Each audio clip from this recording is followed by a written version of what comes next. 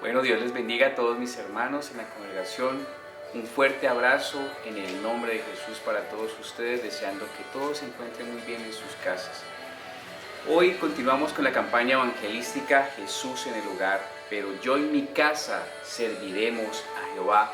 Josué 24:15. Vamos rápidamente a ir buscando en nuestras Biblias, en el libro de Hebreos 9:14. Vamos a leer dos versículos. Hebreo 9:14.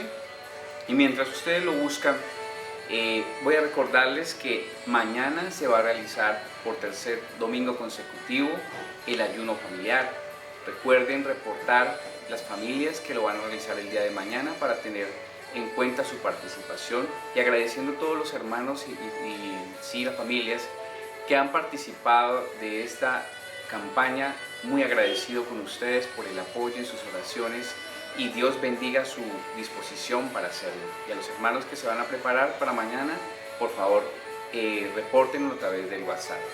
Entonces vamos a buscar en el libro ya en el libro de Hebreos 9:14, dice: cuanto más la sangre de Cristo, el cual mediante el Espíritu Eterno se ofreció a sí mismo sin mancha a Dios, limpiará vuestras conciencias de obras muertas para que sirváis al Dios vivo. Así que por eso es mediador de un nuevo pacto, para que, interviniendo muerte para la remisión de las transgresiones que había bajo el primer pacto, los llamados reciban la promesa de la herencia eterna. Levante sus manos y allí donde usted está, levante una oración a Dios diciendo: Señor, Rey Celestial, gracias por tu palabra. Gracias, Señor, porque nos has sellado con tu Santo Espíritu. Gracias, Señor, porque nos has hecho coherederos de tu reino, de esa herencia maravillosa y eterna. Te damos gracias, Señor, y que sea, Señor, esta la oportunidad para regocijarnos en tu presencia, para ir al trono de la gracia y decirte gracias, Señor, porque somos tus hijos, en el nombre poderoso de Jesús. Y que seas tú guiando esta enseñanza en los siguientes minutos, Señor, en el nombre poderoso de Jesús. Gracias, Señor. Gracias. Bueno, hoy la enseñanza se titula Herencia familiar. La mayoría de las personas establecemos metas, objetivos, proyectos para nuestras vidas. Y eso está muy bien, porque una vida sin metas y sin proyectos prácticamente no tendría sentido en nuestras vidas. Pero si estos proyectos, sueños, no están aprobados por Dios, en algún momento se pueden venir abajo o simplemente desaparecer. Pero hay otras personas las cuales las proyecciones suelen ser tan cortas, tan pequeñas, y en algunos casos son dañinas. Por ejemplo, la persona que depende del alcohol o que dependen de las drogas, su proyección no es suficientemente larga, sino proyectados a conseguir el dinero necesario para garantizar su próxima ingesta de licor o su próxima dosis de droga, para llegar a un nivel de satisfacción que tanto busca, ese nivel de placer. No le importa a esas personas embriagarse o drogarse hasta perder el último centavo y hasta perder su conocimiento e incluso su propia dignidad. Ambas situaciones que acabo de expresar, y sin el ánimo de ofender o criticar a alguien que me esté escuchando, no está bien, no están bien ninguna de las dos, porque la Biblia nos enseña que si Jehová no edificare la casa, en vano trabajan los que la edifican. Qué pena insistir tanto en esta parte, porque tu vida no va a tener éxito si no está acorde a la voluntad y a los pensamientos de Dios. Isaías 55:8 dice: Porque mis pensamientos no son vuestros pensamientos, ni vuestros caminos mis caminos, dijo Jehová. Como cuán altos los cielos que la tierra, así son mis caminos, más altos que vuestros caminos, y mis pensamientos más que vuestros pensamientos. Hay personas que en su afán de acumular riquezas, se aseguran de hacer parte de negocios de dudosa procedencia, donde predomina la corrupción, donde está el fraude, la trampa, el engaño, y no les importa pasar por encima de los demás. No importa que los demás pierdan, siempre y cuando yo gane. No importa, como dé lugar, tengo que ganar. Proverbios 17:8 dice: piedra preciosa es el soborno para el que lo practica. A donde quiera que él se vuelve, haya prosperidad. Las personas que se mueven en el medio de la corrupción, les parece que esto de robar es normal. Claro, como para ellos es algo cotidiano, e incluso se asombran mucho cuando la ley de los hombres los acusa e incluso los condena. Pero no tendrán excusa ante la justicia de Dios, porque los juicios de Dios son verdaderos y justos, dice Apocalipsis 19:2. Y Hebreos 4:13 dice: y no hay cosa creada que no sea manifiesta en su presencia. Antes bien, todas las cosas están desnudas y abiertas a los ojos de aquel a quien tenemos que dar cuenta. Ahora hablo a los esposos, a las esposas, a los padres, a las madres.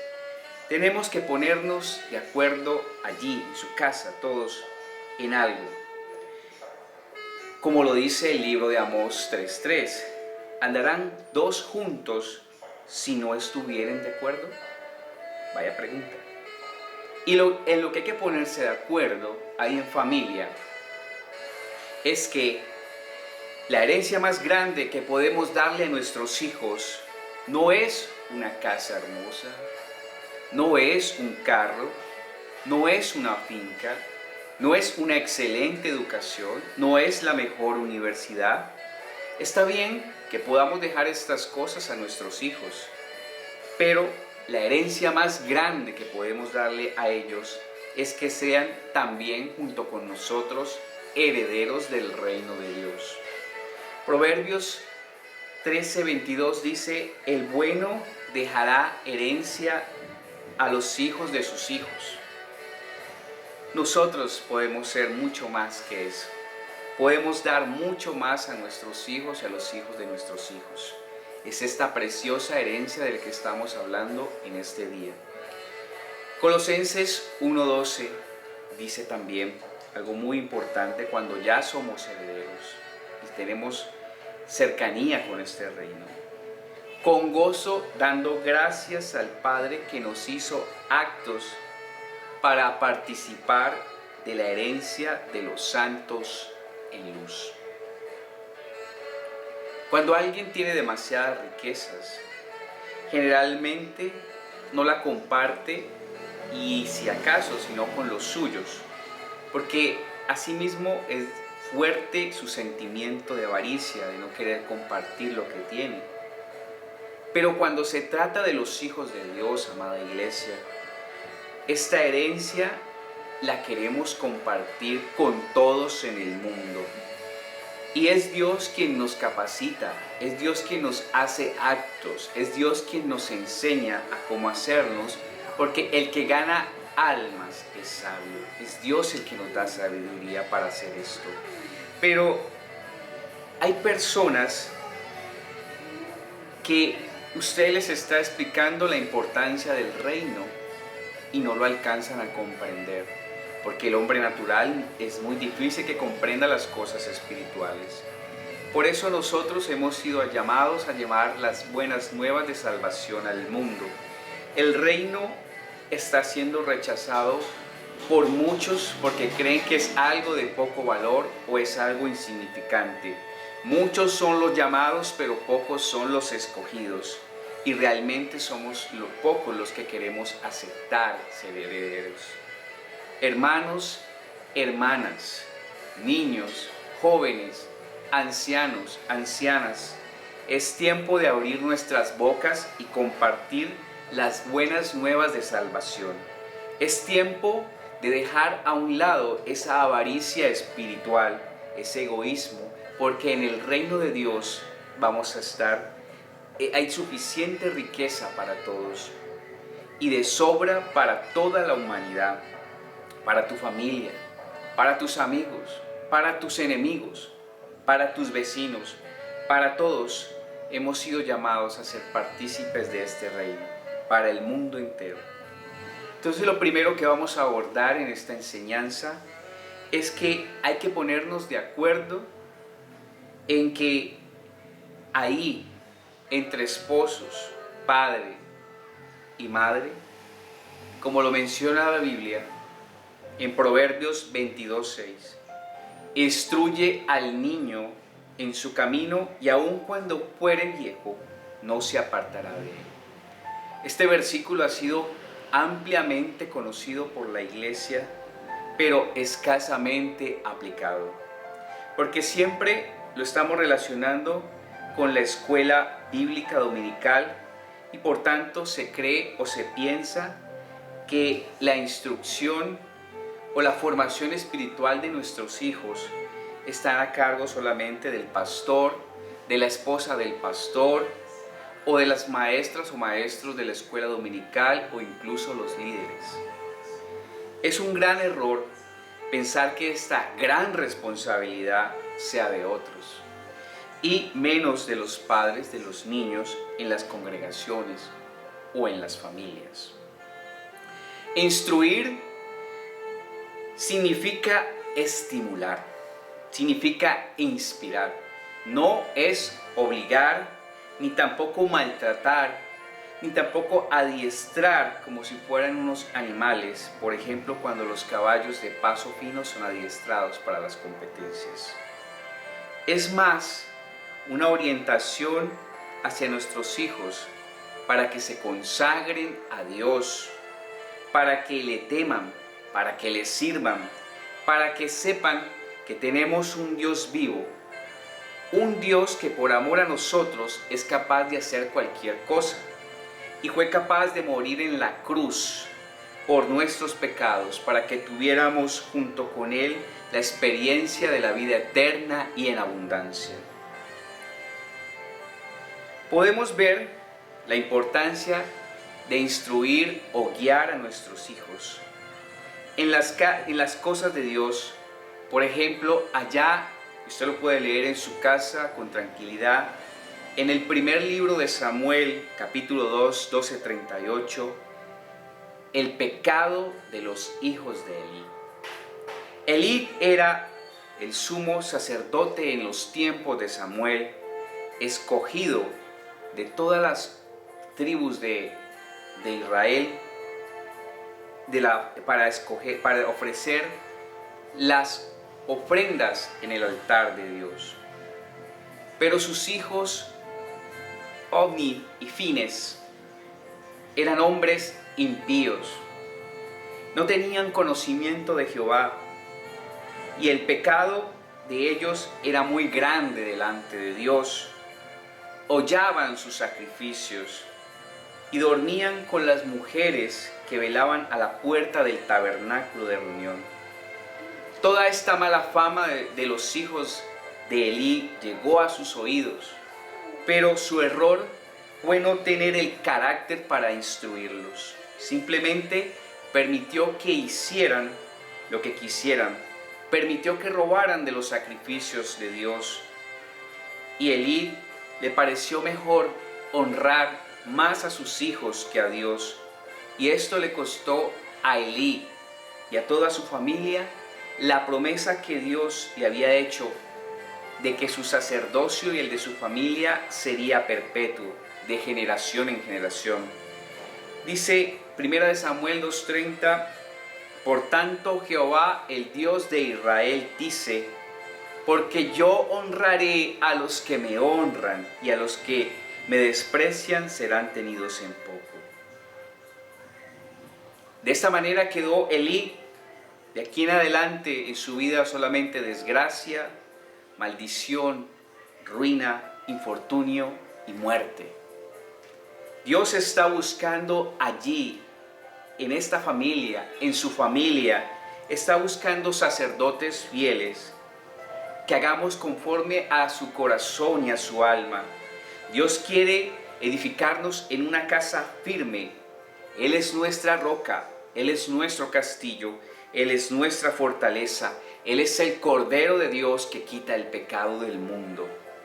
Bendito el Dios y Padre nuestro Señor Jesucristo, que según su grande misericordia nos hizo renacer para una esperanza viva por la resurrección de Jesucristo de los muertos. Tito 3:7 dice: para que justificados por su gracia viniésemos a ser herederos conforme a la esperanza de la vida eterna.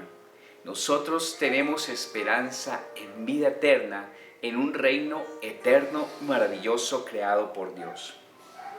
Lo segundo que vamos a abordar hoy es para que podamos ser herederos del reino en todas las familias, en una sociedad entera.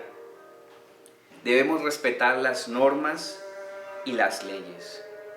Y normas y leyes de Dios que están establecidas son los mandamientos, sus leyes, sus estatutos.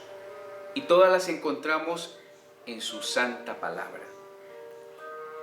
El no cumplir con los mandamientos de Dios trae grandes y graves consecuencias, como lo confirma Romanos 6:23, porque la paga del pecado es muerte, mas la dádiva de Dios es vida eterna en Cristo Jesús, Señor nuestro. Ya miramos las consecuencias de la familia de Elí y fueron catastróficas, y ahora un ejemplo más con una familia más en el libro de Josué 7, que se llama allí el pecado de Acán. En esta parte Dios da una orden muy clara. El pueblo de Jericó era una ciudad muy poderosa, muy bien desarrollada, amurallada, pero muy maldita. Tenía infestación de demonios, brujería, de satanismo, de maldad. Pero Dios la entregó en manos del pueblo de Israel. La orden era que no debían de quedarse con nada, ni siquiera tocar nada de lo que había en esa ciudad, porque todo estaba lleno de maleficio. Solamente el oro y la plata y otros utensilios de metal podían ser tomados, pero primero tendrían que consagrarse a Dios para poder ser parte del tesoro de Dios y no caer en manos de algún particular. La prueba que Dios hace al pueblo es que quería probar la obediencia de este pueblo.